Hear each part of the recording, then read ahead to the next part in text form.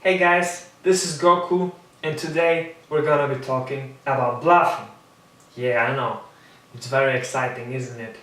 Well, you learn that bluffing is great when you do it right. You also learn who are good players to bluff and what semi-bluffs are. So, let's get right into it.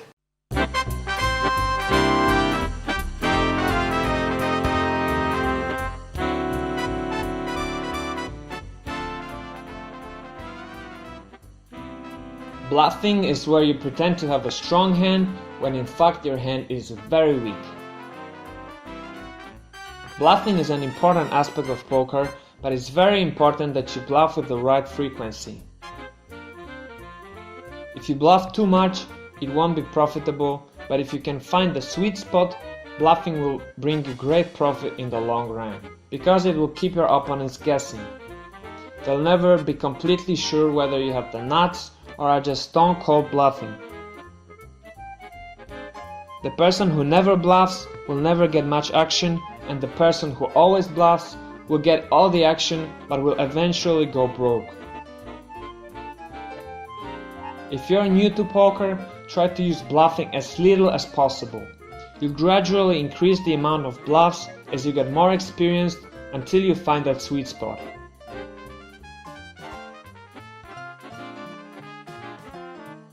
The ideal opponent to bluff is a weak type player, because most of the time he'll be willing to go broke only with the nuts.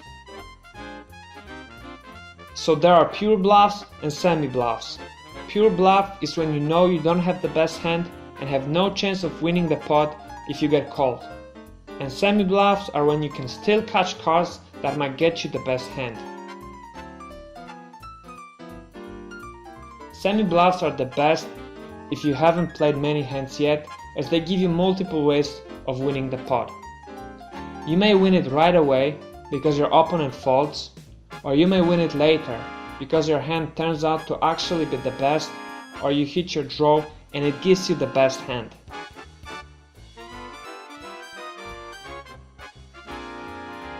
In general, you should only use bluffing against players who are not going to call too much. Never try to bluff a loose passive player, as he might call you all the way with a third pair. Also, you should size your bluffs the same way as you would size your value bets. It's good to have a strategy when bluffing. For example, say you open with ace-8 suited from middle position and get called by the button. The flop comes queen-8-3. You know that your opponent is a good, tight, aggressive player. You make a continuation bet and he calls. At this point, you put him roughly on the range like queen 10 plus 40% of the time, pocket 3s, 8s or queen 8 15% of the time, and pocket 9s, ace 8, king 8, jack 8, 9 8, 8 7 20% of the time, and bluffs and semi-bluffs 25% of the time. There's 3500 in the pot and the turn is a king. It doesn't help your hand, but it's a scary card for your opponent, so now you think if you bet 2000 he will fold all his bluffs and semi-bluffs, 8s and weak queens. So you continue to tell the story and fire a second barrel at the pot, and he calls.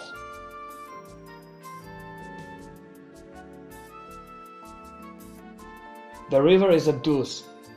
You know that it didn't help his range, as by now you've got it narrowed down to something like this.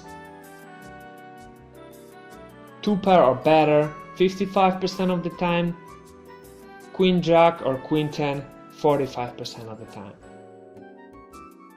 There's 7500 in the pot, and you think there's a high 80% chance that he will fold his queen jack and queen 10 hands if you bet 4500. You bet and your opponent tanks for a couple of minutes and then folds his hand showing ace queen and asks if you have pocket 3s. You show him the bluff, knowing that he'll be more likely to call you next time when you actually do have a big hand.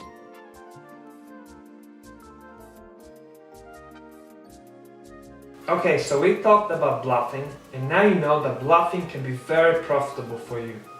As not only it allows you to sometimes win pots with nothing, but also it allows you to better get paid when you have a big hand. You've learned that it is important not to bluff too much and not to bluff too little. You know that your ideal opponent to bluff is a weak type player, and you know that you should never try and bluff loose passive players. You've learned that there are pure bluffs and semi-bluffs, and that if you're new to poker, it's better to start your bluffing career using only semi-bluffs, because they give you more options to win the pot. And lastly, you've learned that it is important to size your bets the same way as you would size your value bets, so that your opponents cannot tell from your sizing whether you are bluffing or value betting.